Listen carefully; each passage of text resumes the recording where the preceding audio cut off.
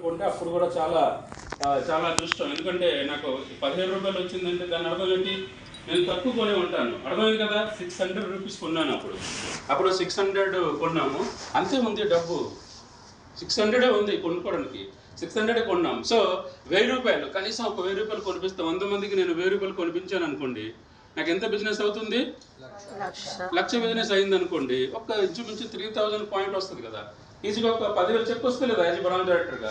ఇప్పుడు కూడా అదే కదా మనం మాట్లాడుతున్నాము. మీరు కూడా 1:6 300, ఇంకా 10 మందితో 300 చేస్తే 3000 అవుతుంది, 3000 మీరు 10,000 తీసుకోవచ్చు కదా. అట్లాగే ప్లాన్ చేసుకొని దిగాను. కానీ నేను చెప్పినప్పుడు చాలామంది నువ్వు అంటున్నాడు, నువ్వు అన్నా సరే నేను ఏం పట్టించుకోవట్లేదు, ముందుకెళ్తున్నాను, ఆల్రెడీ నాకు ఇన్సూరెన్స్ ఉంది కదా, అక్కడ 10,000 వస్తున్నాయి కదా, చేద్దాం. అలాగే వెళ్తే 3 నెలల తర్వాత నాకు బిజినెస్ రావడం మొదలైంది, అర్థమైందండి. సో రావడం మొదలైంది, అప్పుడు అలాగే స్టార్ట్ అయితే అప్పుడు 3rd మంత్లో ఒకేసారి నేను సిల్వర్ కొట్టేశాను. సిల్వర్ కొడితే 18,000 నాకు వచ్చింది, అంటే 17 రూపాయలు వచ్చింది. తర్వాత మళ్ళీ 20 రూపాయలు వచ్చింది, 3 నెలల్లో నాకు 3,000 వచ్చింది. ఆ తర్వాత సిల్వర్గా నేను 18,000 కొట్టాను. అంటే ఎందుకు నాకు అయింది, చాలామంది నువ్వు అన్నారు కదా, అంటే నేను ఫిక్స్ అయ్యే ఉన్నాను, నేను అలాగైనా సరే నేను ఇందులో సక్సెస్ కావాలి, ఎందుకంటే నాకు వేరే ఛాన్సెస్ లేదు. నాకు 1,00,000 రూపాయలు సంపాదించాలంటే నాకు వేరే ఛాన్సెస్ లేదు, కాబట్టి నేను ఫిక్స్ అయ్యి ఉన్నాను, నేను అలాగైనా సరే ఇందులో సంపాదించాలి అని ఫిక్సెస్గా ఉన్నాను, అర్థమవుతుంది కదా.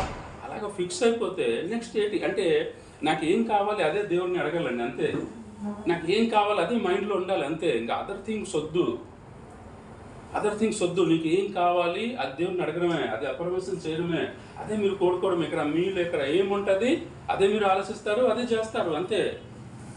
సో అదర్వైజ్ వద్దు.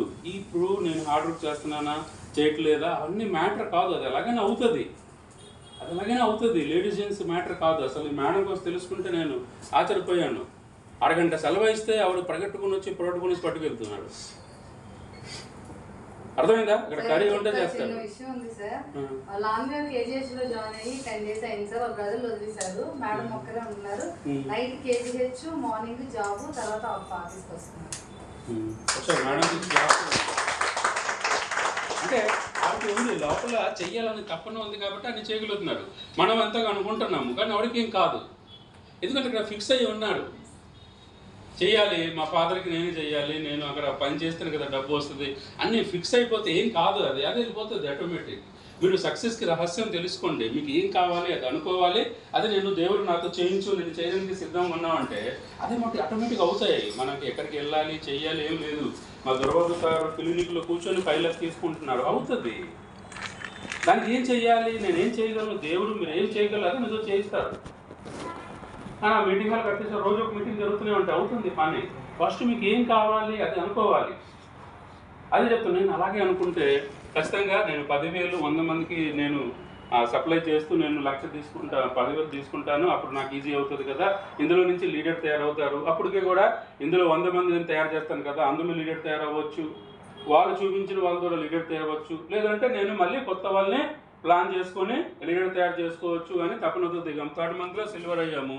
అట్లాగా మనం ముందుకు వెళ్ళిపోయాం అనమాట. సో ఏం చేసాము, ఫస్ట్ ఇక్కడ టైం లేదు కాబట్టి మళ్ళీ ఇంకోసారి మనం మాట్లాడదాం. ఫస్ట్ 1 to 1 అండి, మీకు లిస్ట్ ఉండాలి. ఇప్పుడు హరీష్ సార్ చెప్పినట్టుగా 1 to 1 అంటే మనము రోజు పాత వాళ్ళని మనం ఫాలోఅప్ చేసుకోవాలి, కొత్త వాళ్ళకి 1 to 1 చెప్పాలి. సో అలాగా లిస్ట్ కూడా మనం తయారు చేసుకుని ఉండాలి. 1 to 1 చెప్పినప్పుడు మీరు 2వ తారీఖు 100 PV కొనిసారు అనుకోండి, 1 to 1 చెప్పినప్పుడు విజయ మేడం చెప్పినట్టుగా వాళ్ళ తర్వాత చూద్దాం అన్నారు అనుకోండి. ఒక్కొక్కసారి మనం సరే ఐడి ఫ్రీ కదా వేసుకోండి సార్ అన్నాం అనుకోండి, సరే వేసేమంటాడు. అంటే వాళ్ళు ఖచ్చితంగా మీరు చెప్పిన తర్వాత ఐడి వేసుకొని కొంటే ఓకే, లేదు అంటే అప్పుడు మీరు ఏం చేయాలి, ప్రోడక్ట్ సేల్ చేసుకోవాలి వాళ్ళ దగ్గర. అలాగే మేడం చెప్పారు కదా ప్రోడక్ట్ అలా అమ్మాయిలు నేర్పిస్తామని చెప్పారు లేదా, అలా మీరు మన 1 to 1 ఏం చెప్తాం, ప్రోడక్ట్ ప్లాన్ అంతే కదా. చెప్పండి, అలోవెరా బాగుంటుంది, అలోవెరా కొన్నారనుకో ఫ్లాక్స్ బాగుంటుంది, డిస్ప్లేలో బాగుంటుంది, ఇలాగ 2-3 ప్రోడక్ట్ అమ్ముకుంటే, లేదు అంటే గ్యానో పేస్ట్ బాగుంటుంది, పౌడర్ డబ్బా బాగుంటుంది, ఏదే మీరు అమ్ముకోగలిగితే 2-3కి 1 to 1 చెప్పేసరికి వాళ్ళు బ్రాంచ్కి వచ్చి మీతో వచ్చి కొంటే ఓకే. లేదంటే మీరు 3 daysలో 100 PV అమ్మేయచ్చు ఈజీగా. మీరు 14 లోపల 300 PV చేయవచ్చు. తెలంగాణలో అట్లాగే చేస్తున్నాడు, అందరు 300 PV. అక్కడ హైదరాబాద్లో అందరు 300 PV. అంటే 1 to 1 చేసినప్పుడు ఎప్పుడైతే వాళ్ళు కొనలేదు వీళ్ళు అమ్మేసి వచ్చేస్తున్నాడు. ఎప్పుడైతే అలా వేరే వాడతారు, గ్యాస్ట్రిక్ తగ్గుతుంది, ఫోన్ చేస్తారు, మొన్న మీరు ప్లాన్ చెప్పారు కదా మీరు ఎక్కడ ఉన్నారు కలుద్దామని చెప్పేసి ఆ ప్రోడక్ట్ రిజల్ట్ వచ్చిన తర్వాత కోడ్ ఉండి వచ్చి వాళ్ళు జాయిన్ అవుతున్నాడు, వాళ్ళు బిజినెస్ పెరిగిపోతున్నాయి. సో ప్రోడక్ట్ని మనం అమ్మాలి. 300 కంపల్సరీ చేయడానికి ప్రయత్నం చేయండి. ఓకే, అది ఒకటి. నెక్స్ట్ ఏంటంటే మనము ఎవరైతే మనం జాయిన్ అయ్యారు చెప్పాము, జాయిన్ అయ్యారు, రండి సార్ బ్రాంచ్కి వెళ్తాం, డిఎల్సీబీకి వెళ్తాం, వాళ్ళని మనం తీసుకొచ్చాము, వాళ్ళతో కొనిపించాము, 100 పీవీ చేయించాం, 60 పీవీ ఎంతైతే అంత వాళ్ళతో కొనిపించిన తర్వాత వాళ్ళు వెళ్ళిపోతారు. 2 days తర్వాత మనం ఫోన్ చేయాలి. అర్థమవుతుందా? వాళ్ళకి ఫోన్ చేయాలి. సో సార్ మరి మా కొన్నారు కదా సార్, అమ్మ కొన్నారు కదా, వాడారా, వాడితే కంపల్సరీ బాగుందని చెప్తారు, అయితే మీకు నచ్చింది కదా. సో 1 to 1 తర్వాత మనం హోమ్ మీటింగ్ చేయాలి. సో మీకు నచ్చింది కదా, మీ ఇంటి దగ్గర ఒక 5-10 కూర్చోపెడితే నేను వచ్చి వాళ్ళకి కూడా ప్రోడక్ట్ కోసం ఎక్స్ప్లెయిన్ చేస్తానని చెప్పేసి వాళ్ళ దగ్గర ఉన్న ప్రోడక్ట్ పెడతారు, మరి మీరు కొంచెం పట్టుకెళ్ళండి. 1 to 1 చేసినప్పుడు ఖచ్చితంగా ప్రోడక్ట్ కొంటేనే మంచిది. మీరు అక్కడ పెట్టేసి వాళ్ళు 10 మంది పిలుస్తూ 5 కూర్చుంటారు కదా, అక్కడ పిలిస్తేసి ఆల్ ప్రోడక్ట్ మీ ప్రోడక్ట్ పెట్టేసి ఎక్స్ప్లెయిన్ చేయండి. ఫస్ట్ ప్రోడక్ట్ కోసం మాత్రమే ఎక్స్ప్లెయిన్ చేయండి. వచ్చిన వాళ్ళు సగం మందు నాకు గ్యాస్ట్రిక్ అలోవెరా ఇచ్చేయండి, లేదంటే నాకు పేస్ట్ ఇచ్చేయండి, లేదంటే నాకు టీ ఫుడ్ ఇచ్చేయండి కొనేసి వెళ్ళిపోతారు. మళ్ళీ సగం మంది ఉండిపోతారు. వాళ్ళకి మళ్ళీ మనం అడగాలి, ఇక్కడ ప్లాన్ కూడా ఉంటుంది చెప్పమంటారని. వాళ్ళు ఉండిపోయారంటే ఏదో ఒకటి ఇంకా తెలుసుకోవాలి ఉంటుంది కాబట్టి ఉండిపోతారు. ఆ ప్లాన్ చెప్పేసి ఇట్లాగా టీం బిల్డప్ చేయవచ్చు. ఇక వచ్చిన వాళ్ళతో మాట్లాడేశారు, వచ్చిన వాళ్ళతో అలాగైనా మీ కింద ఒక లైన్లో 10 మంది 300 పీవీ చేసే వాళ్ళు తయారు చేసుకుంటే లైఫ్ సెటిల్ అయిపోతుంది. మందు వాళ్ళకి 10 ఎవరైతే 3000 పీవీ వస్తుంది వాళ్ళకి 10,000 చెక్ వస్తుంది. వాళ్ళకి నెక్స్ట్ మీరు ఏం చెప్పినా అర్థమవుతుంది. అంతే, ముందు అలాగే బండి వెళ్ళిపోతుంటుంది అనమాట. ముందు మనం స్టార్టింగ్ స్టెప్ జాగ్రత్త వేసుకోవాలి. ఫస్ట్ ఆలోచన ఇంపార్టెంట్. ఈరోజుగా సక్సెస్కి మొత్తం కారణం ఏంటంటే నా ఆలోచన. అంతే. ఈరోజు మన టీంలో మా మేడం అలాగైతే బ్యూటీ పార్లర్ ఉన్నారు, గవర్నమెంట్ టీచర్స్ ఉన్నారు, డాక్టర్స్ ఉన్నారు, ఫారెస్ట్ ఆఫీసర్ ఉన్నాడు, పోలీస్ డిపార్ట్మెంట్ ఉన్నారు. సో ప్రతి వ్యక్తి కూడా ఇంపార్టెంటే. అలాగొచ్చారు అంటే మెంటల్గా నేను ఫిక్స్ అయ్యి ఉన్నాను, నాకు వెస్టీజ్ తప్ప వేరే లేదు, నేను వెస్టీజ్ ద్వారా పెద్దవాళ్ళు అవ్వగలను, నేను వెస్టీజ్ ద్వారా నేను కరోడ్పతి కాగలను అన్నీ ఫిక్స్ అయ్యి ఉన్నాను. కాబట్టి నాకు వేరే మైండ్కి ఆల్టర్నేటివ్ లేదు, ఇదే చెయ్యాలి. పైగా ఫస్ట్ ఏంటంటే లేని దగ్గర నేను ఇన్సూరెన్స్లో ₹1,00,000 సంపాదించాలంటే అవుతుందా? అవ్వదు.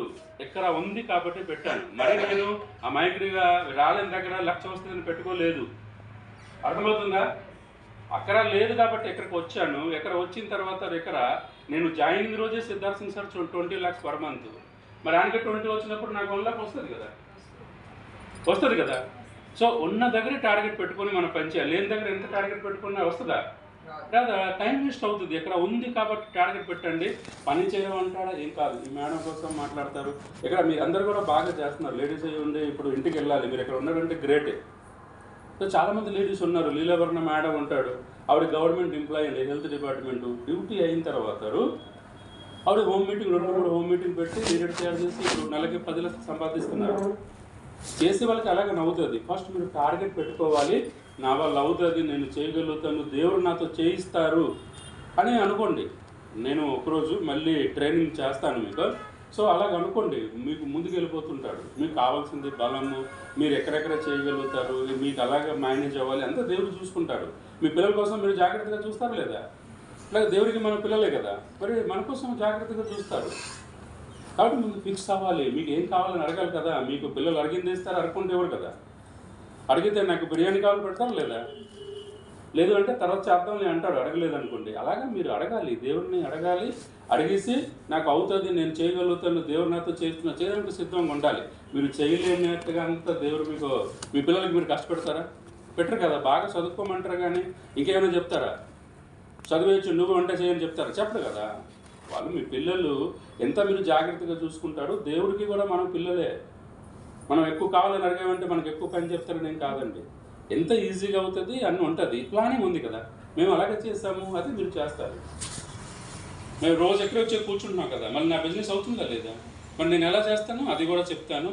కాబట్టి ఫస్ట్ ఆఫ్ ఆల్ ఈరోజు మీరు చేసుకోవాల్సింది ఏంటంటే, అన్ని ప్లాన్ అంతా బాగుంది, మీరు చేసుకోవాల్సింది ఏంటంటే ఫిక్స్ అవ్వండి. వెస్టీజ్ ఒక అద్భుతమైన బిజినెస్. బాలిసారిని మేము అందరూ దేవుడు తర్వాత దేవుడు అనుకుంటాం. ఎందుకంటే ఎవరండి క్రోర్పతి చేస్తారు? బాలిసర్ కోసము 500 న్యూస్ ఛానల్ రాస్తారు. సో ఈయన ఎంతోమందికి మామూలు ఉన్న వాళ్ళకి లగ్జరీ రేంజ్ రోవర్ ఇలాంటి కార్ ఇస్తున్నాడు. ఇలాగా వాళ్ళు క్రోర్పతి చేస్తున్నారు.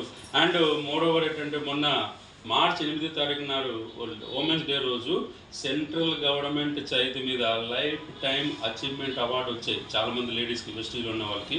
అందులో తెలంగాణ నుంచి, ఆంధ్ర నుంచి తక్కువ వెళ్ళారు, తెలంగాణ నుంచి ఎక్కువ మంది వెళ్ళి తీసుకొచ్చారు. అంత మంచి బిజినెస్లో ఉన్నాం. అట్లాగా డాక్టర్ని సెకండ్ కోట్ అంటారు, బైజం నారాయణ హరి అంటారు. మనం మంచి హెల్త్లో ఉన్నాం కాబట్టి డాక్టర్ వచ్చిన తర్వాత బాగు చేస్తారు, మనం రాకుండా కాపాడుతున్నాం. ఈరోజు వెస్టీల్లో ఉన్న వాళ్ళు ఎంత హెల్తీగా ఉన్నారు, బయట ఉన్న వాళ్ళు అంత హెల్తీగా ఉన్నారా? లేదు కదా. మరి ఇలాగ గ్రేట్నెస్గా ఫీల్ అవ్వాలి. నేను చేసిన గ్రేట్ థింగ్స్ని మీరు ఫీల్ అవ్వండి. అండ్ ఫైనల్గా మేడం ఇచ్చేస్తున్న 1 minute ఏంటంటే, లేడీస్ ఎక్కడ తక్కువ కాదు. ఇప్పుడు యుద్ధం జరిగింది, పాకిస్తాన్ మీద మన జరిగింది కదా, అక్కడ రిపోర్ట్ అక్కడ ఏమేమి జరుగుతుంది చెప్పడానికి 2 లేడీస్ వచ్చేవాడు. కమాండర్స్ అంటే కర్నల్ అని సోఫియా కురైసి అని, ఆవిడ గుజరాత్ అనమాట, కర్నల్. ఆవిడ వచ్చి రిపోర్ట్ చెప్పేది. లేడీస్ 3 వచ్చేవాడు. ఒక లేడీ సోఫియా కురైసి అని ఆర్మీ నుంచి, అండ్ ఎయిర్ ఫోర్స్ నుంచి భూమికా సింగ్ అనమాట. ఆవిడ 2500 గంటలు అది ఫైటర్ జెట్ని తిప్పారు తెలుసా. 2500 గంటలు ఫైటర్ జెట్ని తిప్పారు. వాళ్ళకి ఇన్ఫర్మేషన్ ఇవ్వడానికి పెట్టారు. ఎయిర్ ఫోర్స్ నుంచి ఒక లేడీస్, ఆర్మీ నుంచి ఒక లేడీస్, అండ్ ఫారెన్ సెక్రటరీ ఉంటారు అనమాట ఒక ఆయనది కూడా కశ్మీర్. సో అలాగా వాళ్ళకి రిపోర్ట్ ఇచ్చేవారు. వాళ్ళు అలా మాట్లాడుతున్నారు అంటే, ఒక దేశం కోసం వాళ్ళు అలాగా మాట్లాడుతున్నారు, వాళ్ళు సిద్ధంగా ఉన్నారు అంటే మనం చేయలేమా? అంతా దేవుడు చేయిస్తారు. మీరు చేసే పని బట్టి ఉంటుంది. ఒక స్టోరీ చెప్పిన ఒక స్టోరీ చెప్తాను. అంటే ఒక ఊరు ఉంటుంది అనమాట, పల్లెటూరు. సో అందరు రైతులు ఫ్యామిలీ ఎక్కువగా ఉంటారు. రైతుల ఫ్యామిలీ ఎక్కువగా ఉన్నప్పుడు ఏమవుతుందంటే, చాలామంది అక్కడ రైతుల పని ఎంత చేసినా పెద్దగా డెవలప్ లేదు అంటే చాలామంది కొన్ని బిజినెస్ పెట్టి. జస్ట్ 2 minutes అయిపోయింది మేడం.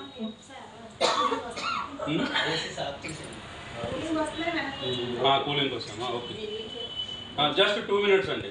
సో మనము అంటే ఈ బిజినెస్ తాలూకా పవర్ మీకు తెలియడం కోసం 2 minutes స్టోరీ అంతే.